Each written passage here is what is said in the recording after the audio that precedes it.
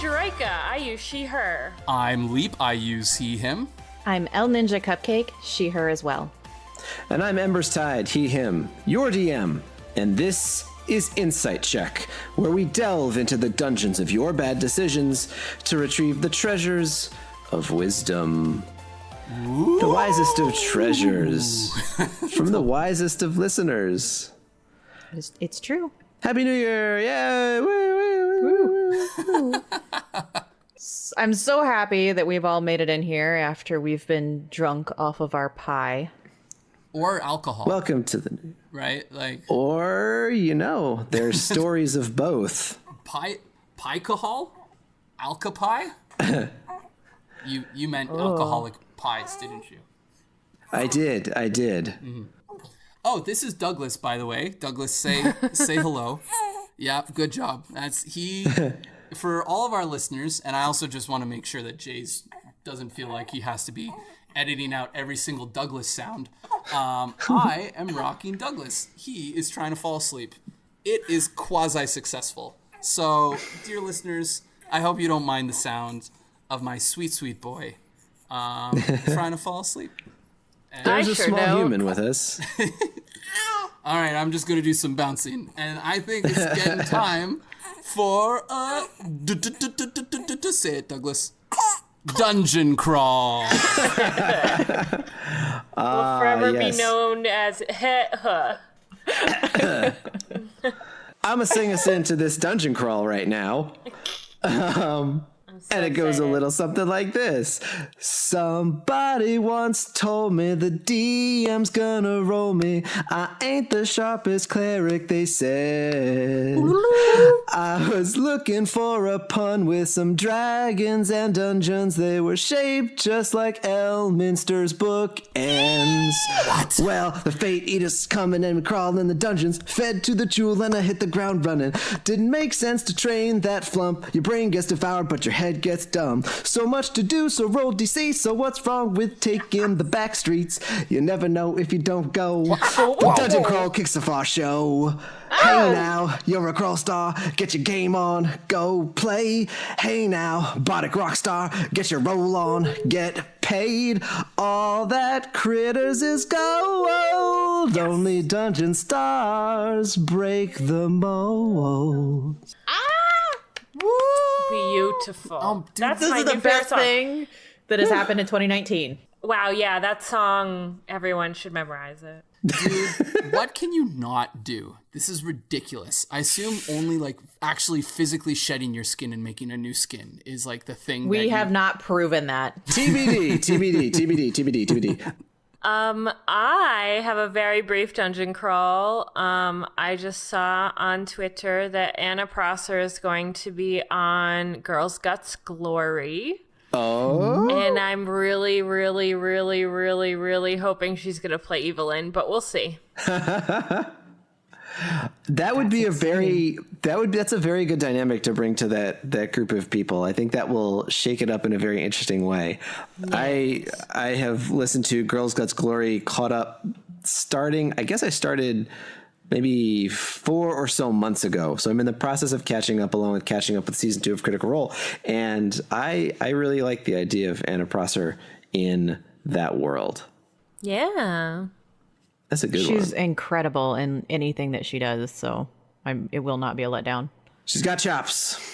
She's got chops. And chops on chops on chops. Yes, she's got the triple chop, the rare triple chop. Ka-cha, kuha, ka-cha.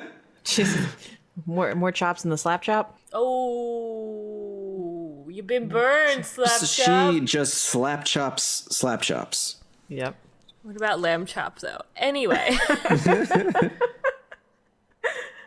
I have been maybe a little out of touch with D&D, or maybe it's just that we're all so sleepy after all of the holidays. I've seen some beautiful miniature paintings on Twitter, but it's overall been fairly quiet. It's quiet out there. It's the hibernation season, and I believe if you have a canonical universe where humans can turn into hibernating animals, there's a certain logic to it that this would be just a slightly quieter time. Do druids hibernate? What is the difference between a human and a hibernating animal, really? You know, there are a lot of humans who I've observed during this period of time where I cannot tell the difference. I think that it depends on the druid. If said druid is a bear for extended periods or a bat for extended periods, they might choose to hibernate. I want to insert this into a future cue from our A. What happens if you're playing in a world that you're a druid bear and it gets cold out? Do you hibernate? So you hibernate for 2 hours and then you freeze to death because Oh God, I'm a human and I'm naked and maybe a little sweaty. It's not a good scene. Right. That's interesting, though. It's easy for me to give you a hypothesis when it's a druid wild shaping into a mammalian species because they have the same. So the suprachiasmatic nucleus is a little part of your brain that sits right above your optic nerve and actually can see light coming through your eyes because that's actually a pathway where you can get diffracted radiating light in, and that's one of the kind of neuroendocrine bodies of the brain that regulates hibernation hormones, which go into a sort of like a super rhythm during hibernation in small hibernating animals that are the ones that neuroscience has studied the most. We haven't really studied bears as much as, small marmots and mammals that hibernate. I would imagine bears would be harder to keep in a lab. Truth. But also say hibernate one more time, Embers. Hibernate. Ooh. This is nuts. We just got all science up in here in a way But what I wasn't don't know expecting. is what is the suprachiasmatic situation for a reptilian brain because it's very, very different in structure. They have a pineal gland. Or not pineal. Is that what it's called? There's a certain gland, and I can provide you with a photo later. But they go through a period Racy. of burr mutation. Oh. Where their body essentially slows down. So I have a bearded dragon and I've had him for years. He's like 13, 14 years old. And then little old man starts to slow down in the winter or when his UV bulbs need to be changed. So it's the way they process UV rays and things that it sends their body into the, I don't want to. Damn. Mm-hmm. That's fascinating. I wonder if there are also frogs that hibernate. Not that you can wild shape into a frog, but maybe a giant frog. I feel like you gotta be able to wild shape into a frog. It's like a giant toad, right? Yeah, there's toads. I mean, it depends on how lenient your DM is. That's true. There you go. There it is. All right, Is a toad not a frog? I'm going to put this in the question box for Jeremy Crawford if we ever get material that we can blackmail him on and get him on the show. Are we creating a new nickname for Jeremy Crawford each time that we talk about him? We could. Ooh, a new one? A new one? Because I propose the Knowledge Hammer. Oh, it's really good. Jeremy the Knowledge I Hammer propose Crawford. the knowledge muffin. Oh, that's also delicious. Oh, like a stud muffin?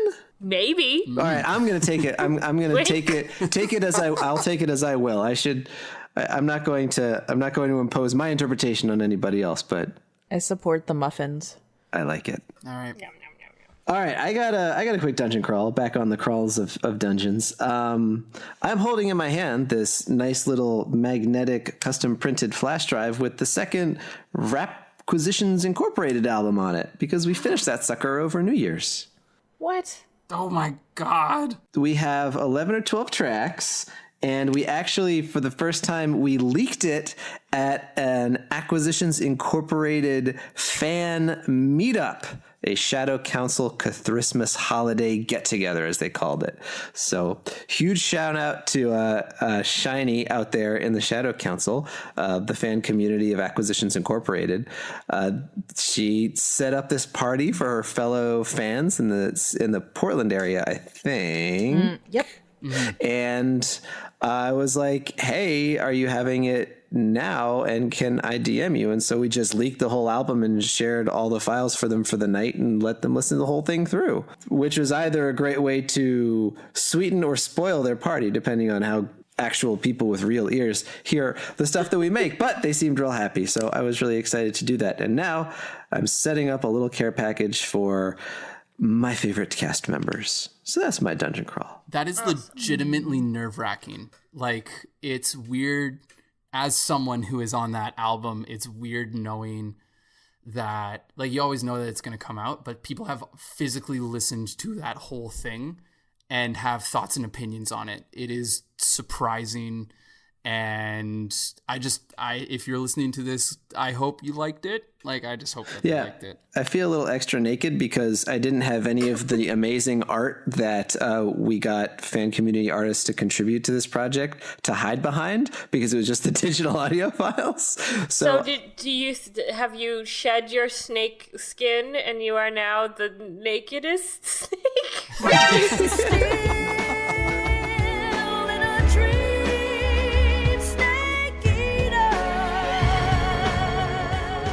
Yes, it's not seasonally appropriate, but we put it all out there. We put it all out there. Great. But I just want to say that Call Me Maybe is one of my favorite songs of last year.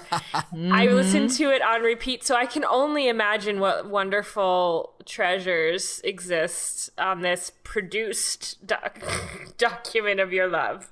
Well, I'm happy with it. Well, so what I should say is my brother and I, for essentially his entire childhood, made up fake lyrics to songs we heard on the radio. It's fun. Like, it was kind of a big thing for us, and music was a huge part of our house growing up. My parents played it all the time, so we had a lot of material. That's fair. That's still so really, for better really or worse, we're tapping into decades of pent-up musical abominations. But all the tracks on this newest album are originals? Yes. They are 100% originals, and I want to get it out there. Like you. Like you. Exactly. Like our listeners. All OG material. So that's my dungeon crawl. Cool. I'm I happy love about it. I'm very excited. We are going to be doing an Improve Your Improv, which is when we, as a small podcast, try and use improv to work on a specific skill that is pertinent to Dungeons and Dragons. And we haven't done this in a little bit of time, so we thought that why not start the new year off with just a bit of fun and something that might help you in your game, either as a player or as a DM. And this one comes from our good friend, Who's the Muse. He posed this question for us in our Discord, and it goes the following. When the group goes in every direction except the one you should be going, as a PC, how do you attempt to steer the group back to the task on hand? So that's going to be our skill today. How in the physical space, without kind of getting meta and just talking to your friends, how as a player within the realm of the world can you try and negotiate these things that happen all the time in the game? So I'm going to get to play DM today, and I am going to just set a bit of a stage here.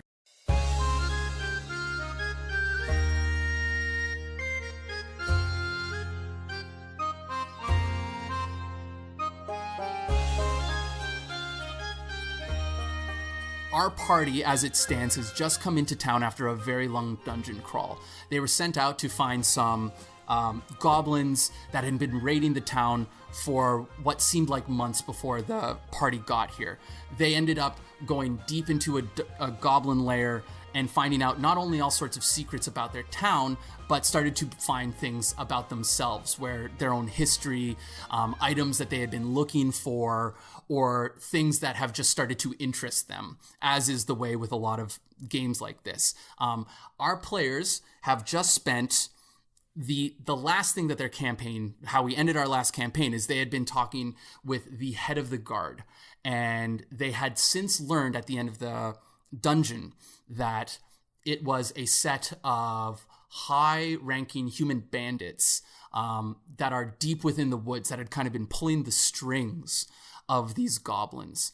The guard wishes that they set out into the Darkwood, which is a days away from our current town, to seek out these bandits, find what kind of encampments they have, and either come back with information, or if they're feeling brave enough, to venture into the bandit camp itself and try and see what they can retrieve, or see what kind of damage they can do to the bandits. Now, the players are starting their campaign. They have yet to take their long rest, and they have started their day by opening the doors of the barracks and the moment is theirs. I think my character, Beltol is a Grave Domain cleric and has a background with assisting with burial. So as heading towards the barracks, there is a large feast being prepared. And Beltol sees this large boar on a spit, unattended. So Pomegranate is a dragonborn, very young dragonborn. And she discovered in the caves dungeon thing that we just did that one of the captives that we freed there has one of the relics she's looking for. And this relic will help her get back to her home city. And she feels a lot of guilt about having stolen this relic first from the city and then walking out with it. And so she feels like she needs to get it back. So she is really interested in pursuing the lead for this item and has snuck out earlier. She is not here. So when people are, so just to clarify, when you guys leave this meeting, you kind of turn around and look and the door is open and Pomegranate isn't there. Just, I like that. I like that a lot. Embers, what is your character's deal? So Brambly Savage is... Of course. Brambly Savage is a Circle of the Moon Hill Dwarf druid who doesn't really understand quite what triggers his ability to wild shape. So it's sort of an almost, it's kind of like a feral reaction to danger for him. And a fight or flight trigger. Exactly.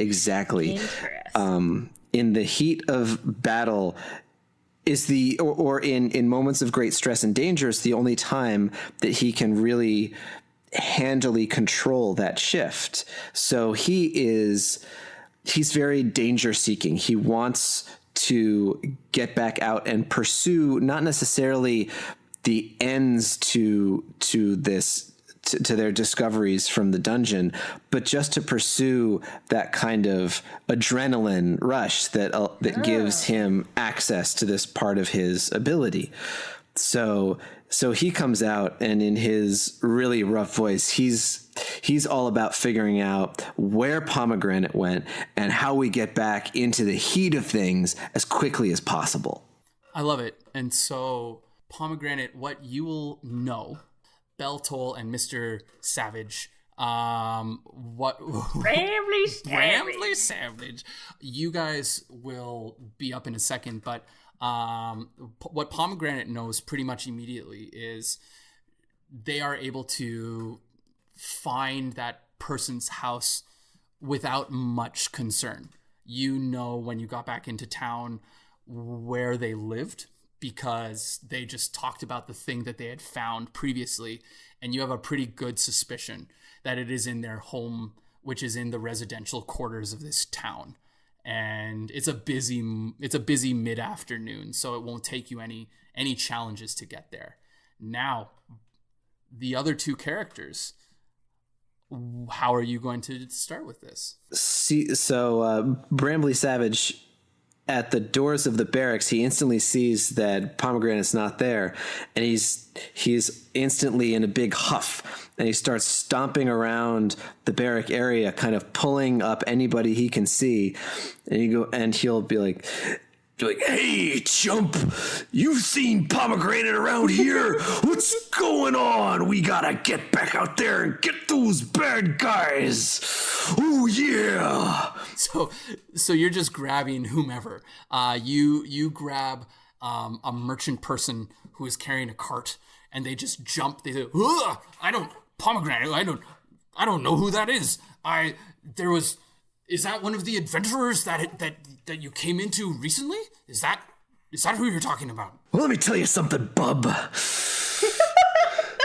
It's a dragon human. It's got scales all over its body. He's got a mean right. He, she, what pronouns She. does? She's got a mean right hook. Let me tell you, she'll knock you in the next month, buddy. You seen her, ain't you seen her?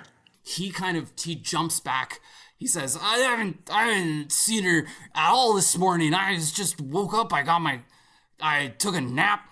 I'm late for an appointment with my card. I got something to sell. And then another person along the way sees you shaking up their friend and being like, "Oh, the dragon person. Yeah, I think I saw her just running down towards the market just a few minutes ago. She seemed pretty determined. I tried to sell her some candles and she didn't want any of it at all. Are you okay there, Jim?" And Jim looks at you, you holding him, and not quite sure how to answer. All right, so Brambley is gonna turn to Beltol and be like, "Listen here, bub. I think we gotta go listen to what this Jamook's got to say. We've gotta go find Pomegranate and get back out there, buddy." I love it. So Beltol, why don't we say that this is your turn, and then we'll go to Pomegranate after that. Beltol will blink and have like that third eyelid that covers the Kenku's eyes. And that appears to be a logical path to take. But Beltol is very distracted by anything dead she finds on the ground as we make our way out there. Does Brambley know this about Beltol by now? Oh, I would imagine. So, yeah. Beltol feels the need to bury anything dead that they find. Give it its last rites. So interesting. As you guys are going through the market, you pass a few different meat carts, and hanging from those meat carts are at 4 dead rabbits. You see a pile of freshly killed ducks that are a small boy is skinning beside his father, who is selling them the meat, and you pass by a leather worker as well. Now, Pomegranate, you are currently going through the market.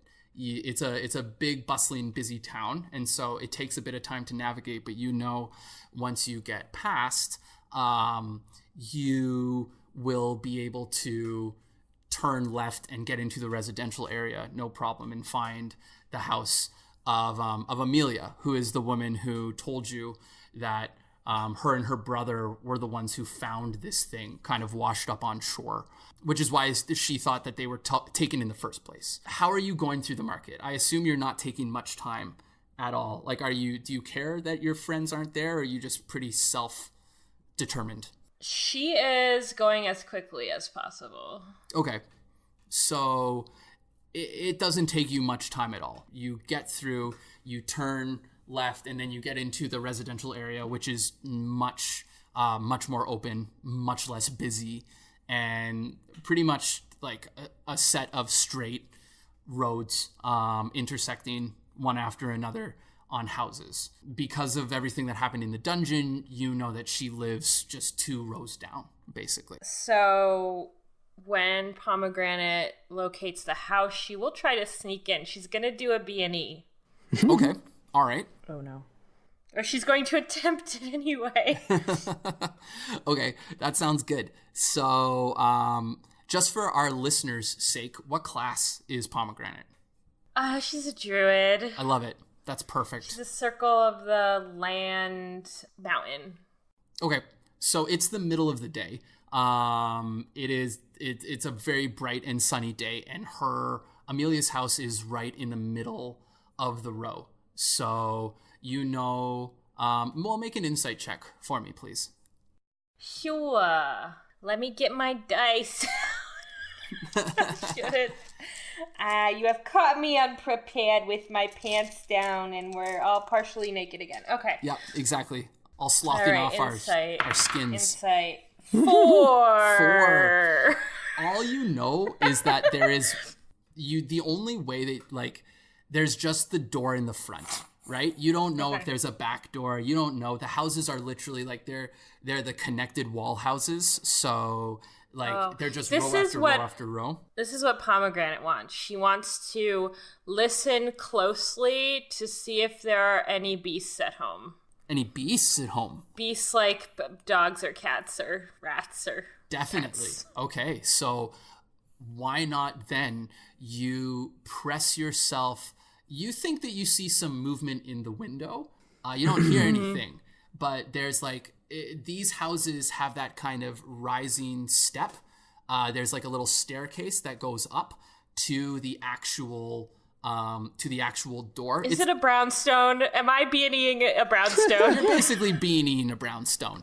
And great, good, yeah, fine. Yeah, exactly. And so at that window that all brownstones have, you see like a little like area for potted plants just kind of jettison out. And there's a light cloth on the other side of the window, and you think you see something moving back and forth in the back of in that. I want to like do a get down on all fours and sniff and see if I can survival check if there is some sense here. I guess I should wild shape if I'm doing this. You know what? It's totally up to you. If you want a dragonborn sniff, that's fine. If you want a wild shape, you'll get advantage on it because depending on what you wild shape. I'm gonna wild shape into a poodle and do a sniff. Okay. All right. So you wild shape into a poodle and you get advantage on your sniff.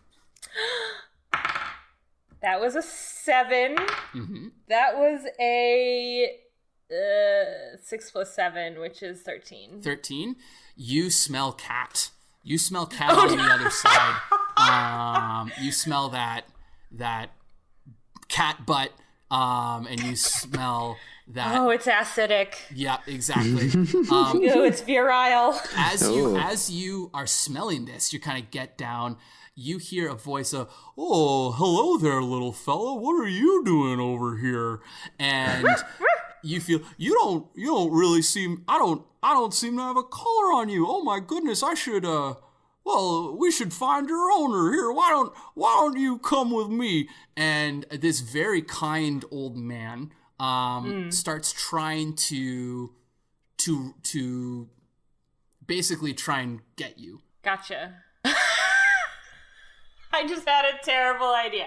So I assume this old man is like not from the house. He's like from the street. Just walking along the street and sees a stray dog. I would love to try to pee on his face. All right. That aim. As a dog. I'm going to give you... to get him to back off. Yeah, can I have either an acrobatics or a performance check? I'm going to give you advantage. 5. 5. You try and roll low tonight. You try and get that leg up, and he says, "Oh no thanks, buddy." And he kind of skirts around you, and he gets his arm kind of right under your front legs to kind of lift him up a little bit. And he said, and gives you and starts trying to give you like a calming scratch under your chin, trying to soothe you. To say, no, it's okay. You don't want to pee on old Lothar here. Oh, Lothar, I can't believe I just used that name. That's what happened. I unwild shape and stab him. Okay, next scene. Okay, perfect. Embers and El Ninja, you are in this market. It is incredibly busy. What do you do? I actually am going to approach the ducks and with my mimicry from my Kenku, quack at them, lay hands on them, and spare the dying. And take a candle and with reverence touch the rabbits hanging in the stall and light the whole stall on fire. And then pray. Oh my god. Okay. Okay. So... It just goes from bad to worse. So... That's great. The ducks erupt into life. In fear, in legitimate fear, quacking for their lives as their feathers reappear and their heads reattach. And it's like they've come into consciousness as that process is happening, and they are not pleased. And so a flurry just begins. I'm going to ask you to give me let's just say like a dexterity roll at advantage to be able to light this thing on fire, because there's like a flurry of stuff happening, right? Like I feel like someone would try and stop you before you lit their stuff on fire. Oh, I would I would say the ducks flying around. Yeah, you're getting advantage because like all of a sudden life has sprung back, but There's just a large distraction. Yeah. I rolled a 15 and a 9. Okay, so the 15 is easy. That's super easy. You are able to find it's been dry and the wood is old, and so you first start with cloth, and that cloth catches, and the next thing is in what seems like no time at all, the cart is in flames, and Mr. Brambley Savage, before you're able to react, you see in quick succession ducks coming to life, rabbits tended to, and a cart lit on fire. Tell me what you saw in the afterlife, friends. What would Brambley Savage do? So what Brambley Savage is going to do, so we're at the barracks. Is there any kind of like town square structure that's central to all of this commotion and goings on? Yeah, the market that you're in is basically in the central square of the town. There is a fountain that is in the middle, and it's like a big donut, and the carts kind of encircle the fountain, and they make like a small alleyway. Basically, there's some carts that are on facing away from the fountain, and some that are facing towards it, which just make an alley that people kind of loop around in, and it's like a roundabout, but for stuff. Refresh me on what we learned about the sort of the secret root of evil that we are, that, well, at least Brambley is motivated to chase to help give him that taste of danger. You've stumbled into and what seems to be an ever-growing expansion of bandits and like a crime network that has been working its way up and down the coast of this region. They were not sure where these goblins were coming from, but now that it's tied to this group known as the Dead Princes, they believe that the Dead Princes' hideout is kind of deep within a forest called the Darkwood, and yet somehow they're able to have influence in different towns and stuff. But that's the head of the guard wanted you to leave the town and to go and do that next to immediately. Okay, so, but the head of the guard didn't offer us any resources, right? There's a reward. You got a reward for what you just did, and there's rewards coming for you after it. All the guard, it's been a rough go, and so they're not able to give you extra men, but they've been offering you things like repairs to your gear, stipends, a place to stay, and some local town discounts, basically. Okay. So here's what I do. The cart owner's cart just caught on fire, right? And they're in shock. All right, so I'm going to, as surreptitiously as I can, just try to sneak up on the cart owner and just knock him out cold. So I'm just going to punch him right in the side of the head. Okay. Violence is always the answer. Yes, and I'm going to look around. I mean, I just want him conked out. Okay. All right. So let's just roll an attack roll. All right. So just punch him in the head. Yeah. All right. Let's see how we do. I got a 10. Okay. So a 10 will do it. You hit him. He's like, and you hit him hard enough that he just goes unconscious. And he falls to the ground. As you're about to move, you hear, "Dad?" And you see the boy that was picking the goose feathers off and who's looking directly at you. All right, so I'm as gonna you cold clocked his father. Shit, he saw it? Yeah, 100%. Okay, all right, here's what I'm gonna do. I'm gonna pick him up by his shirt collar and just be like, "Remember who did this? This was the Dead Princes, buddy. If you want to come and see us, you better come and find us. and it conveniently located in the deep woods off exit 3. Bring your friends. And then I'm gonna bolt out of the town. Amazing. As you're bolting out of the town, as you're leaving the market, you hear the guard. You hear like a guard bell sound, and you hear, "Quick, to the residences! A poodle stabbed a man!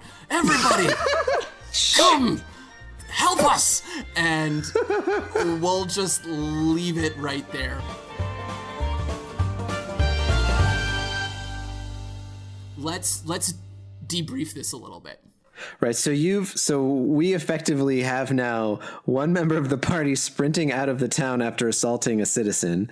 We have another member of the party having viciously stabbed another citizen, and we have a third member reanimating food. We're a mess. This is basically every typical. Dungeons and Dragons game. Yeah, super typical. If I had $1 for every time I had been in this exact situation. So let's debrief this a little bit. As I'll start as the dungeon master. What I really like that you guys did is that you were very clear in the intentions that you had. I mean, from every DM has been through this. Like all of a sudden you have a goal that you thought that they might do. And it was the absolute last. And in this case, what was that?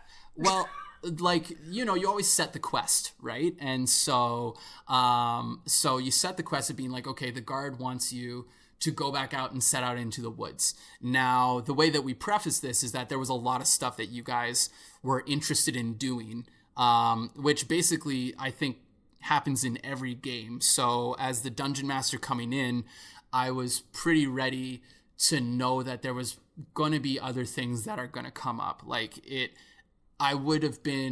didn't know if it would have been quicker to head out into the woods, or it might have been more uniform, or if we would have gotten there, but I knew that something was probably going to happen before that, right? So it was a lot of yes-anding on my part, and also reacting to situations in a way that honored the situation, but also like not provided roadblocks, but also just like for Jerika, for your situation, if I just said, yeah, you get there and you open the door, all of a sudden you're like gone, right? And it becomes very difficult for people to find you, right? Does that make sense? So that's when I was like, oh, okay, well, I was checking in to see how you're doing the market, because if you were distracted in the market for a sec, I would have maybe given the other characters a check to do an insight check, or a perception check on a decently high DC, and they might have seen you, right, to like catch you there,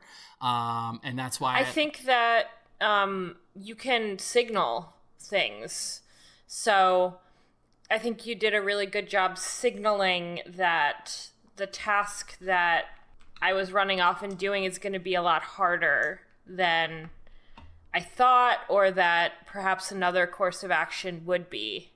So the fact that I got to the house pretty easily, so that signaling was maybe you're on an easy path, maybe it's an in and out situation. But then it was, the doors are all locked, the access isn't easy. And then there's this old man who is trying to bring you somewhere you don't want to be. Like there was suddenly some signals that this is going to be a lot harder. So for the player, that was like, oh, okay, maybe I stab him and turn back into a poodle and I run away, kind of thing. I run back to where I'm supposed to be, kind of situation. Now I have a question for you. Did you feel like because this one wasn't necessarily about railroading, but we were talking about it in like the preamble before we actually got on podcast. I didn't want to railroad you. I wanted to, because like if you were determined to get into that door, right, and if we were really playing a full session, you would have gotten in, right? Like I wanted that to happen. I just wanted to, like, thinking about the meta of the game, I wanted to also provide some opportunities to being like, okay, how are people going to find her, or like to get everyone back together, right? Because that is sometimes the challenge of a game when everyone goes every single which way, you know? I have to say that I thought it was very clever to bring the old guy into the scenario because it was sort of like a very good, realistic impediment. So I thought that, like, it wasn't like, oh, it's locked, you can't get in. It was like, here's some difficulty that you're going to have. Choose to pursue your goal even though there is difficulty, or choose to pursue something else that is less difficult.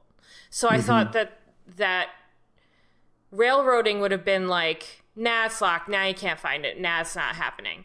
But I feel like because the situation was a little more nuanced and a little more realistic, I'd like to say, I think that I felt like I still had the choice. Okay, good, right? Like, because that, as a DM, I feel like player choice is so paramount to the game, because why play it if people don't have if they are not able to play out a story that they are interested in, right? Yeah, totally. Right. So El Ninja and Embers, how was the experience for you? Like, you all of a sudden you were missing someone. Embers, you had a very clear goal, and El Ninja, I really liked that you had like a meta goal, right? And then all of a sudden you were just like you were along for the ride, but then things happened that just kind of fit into your character's persona, which I feel like happens in games, right? Like all of a sudden something just like a situation happens and it just like clicks for a character, and the character just has to do something about it. So how did you guys feel about that? It was a little bit of metagaming, right? I was trying to signal to others, to, maybe even to the DM, that, this character has a very singular operational goal, and it happens to coincide with the quote unquote quest goal, but he's doing it for a different reason. He's doing it for sort of a very selfish reason. And so as things unwind, his actions aren't going to be guided to the procedural goal. They're going to be guided by his selfish goal. And at some point you might see that stop aligning with the quote unquote kind of quest goal. So for me, it was an interesting balance between, like, my character would still be interested in the quest goal, but it's also just sort of like this adrenaline junkie danger seeker. So, if he sees a path of least resistance to that, he might take it. And I thought it was fun to be able to react off of someone with a meta goal, because, Bramley Savage is trying to be this agent of action, and everything that happened with the ducks and the car catching on fire changed the entire course of action as it was happening. Totally. And we've all been at that table, right? We've all been at that table where you think that the game is going to happen a certain way, or you think like, oh, okay. And then like your buddy beside you just throws a curveball, right? And I think El Ninja threw the perfect curveball that aligned with the wonderful situation, right? So like El Ninja, was that your intent, or did you just kind of like, because you showed that part, right? Like you gave me that bit. And once I had that, like, I was like, okay, well, if she's going to deal with dead things all the time, I have to give her some dead things to interact with, even if it slows down the progression of the game, right? Like, if she's going to try and bury things, she's going to pass a cart filled with things ripe to bury, right? So how did you feel about that? It's a big thing to me to stay true to a character. And even when you have a greater goal, you have to know what's important to your characters and kind of weight things. And that's just what I was trying to do. He's not going to be able to take care of himself as a lone agent, and he found, adventuring party members and friends to help him with that. So as much as he casts off a lot of ego and tries to pretend like he's the only driver, I think he understands that he's got to work with others to achieve his goals. And I think that he probably also enjoys a little bit of the chaos, because it allows him the opportunity for these kind of grand harebrained schemes. Gets to flex a little bit. Right, basically. I think that like that's a good place to not cap it, but also remind everyone that like this is a team game, right? And there are times where you are in situations where every character is going to act not selfishly, but following their meta goal or the goal that is true to them, right? And good players do that, and that makes for interesting games. But I think we've all been at tables where you come to a point where it's either like, okay, well, either we all kind of decide, okay, well, we need to get back together and do something, or this is just going to be bananas, right? And I think that if we played further, we would have reached that point that, you know, that Brambley was going to run, and, you know, that Pomegranate was going to stab and flee or stab and do something, right? There was going to be some agent of either unification or problems where things were just going to escalate, right? And so hopefully you are at a table, either as a DM or a player, where even if it's not every single time, people do realize this, right? And the craziness happens. You go a million different places. You see the DM pull out their hair a little bit, or just delight themselves in glee in what you've created. And then like everyone is able to get not back to the goal, because the goal is to have fun, but at least get the party back in one kind of movement, right? Whatever that movement is, because if that's the movement that they want to do, then that's a valid movement, right? Like maybe they don't care about those bandits. Maybe they do care about something else. And that's fine too. To cap it, like just going back to Uz's question, like how do you attempt to steer the group back to task on hand? Create not problems, but create situations that they have to deal with, right? And give them opportunities to explore what they want to explore. Because if you don't give them opportunities to explore what they want to explore, they're not playing the game. They're playing your game. They're not playing their game. Create challenge, make it interesting and make it fun, right? And that was, I think that was my goal for this. And so I hope everyone enjoyed it. It's also, I feel like, helpful to have paths or ways to redirect things back that are true to the characters, and not necessarily like, oh, well, this is what we have to be doing, so this is what we go. Like as a player, make it make sense to the characters and not to the player. Does that make sense? Oh, totally. Yeah. I think so from a DM's perspective, right, that definitely you want that to be a part of the hook, and you want that to be like, you want to create things, you want to create opportunities that people want to do, and it'll become pretty clear if someone doesn't want to do your thing, or if a whole party doesn't want to do your thing. But I think there's a bit of buy-in on both sides, right? Like a DM will try and create something that they think is engaging and interesting and will interest the character, at least most of the characters, in a plot kind of a way, because you can't always get everyone on one thing, especially if there's like a plot that is tied a little bit more to the story of somebody. But then there is a little bit of buy-in, but hopefully it's buy-in with interest, right? Yeah. Agreed. Hope you enjoyed our improv. If you have questions, if you liked it, if you had things that you found interesting, things that you learned, or things that you would have done differently, tweet at us. Tell us about it. Let's get that good online conversation going. Toast. Thank you all so much for joining us for this week's episode of Insight Check. We would like to extend our thanks to Vince Wept for our intro and outro music, Never Stand Alone, and Amy T. Falcone for our social media branding and adorable chibi faces. Don't you just want to pinch our cheeks? They're that good. If you would like to have your cues answered, tweet us at InsightCheckPod or hashtag InsightCheck, or you could also come join our Discord, which is also available on our Twitter. Reviews and ratings on iTunes are always appreciated. Answering your cues from our collective A's. This Was Insight Check! Yeah!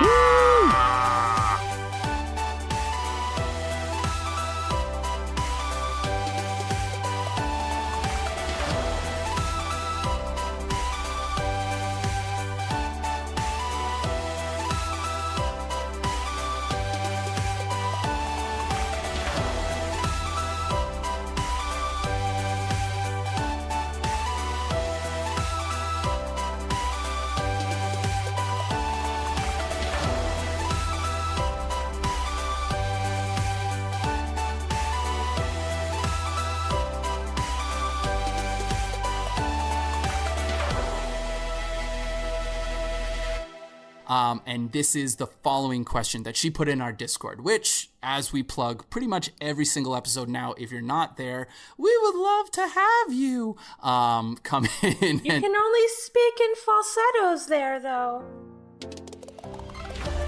Welcome to Falsetto Cast. I'm Falsetto. I'm not falsetto. That's like, it's the binary. You either are or are not falsetto. Even though I still speak in one. This is worth exploring in its own right, in a weird way. Real setto. May all your falls be setto. I love it. Incredible. I'm going to read this question. So, Feather falsetto. oh my God. All right, here we go. New song.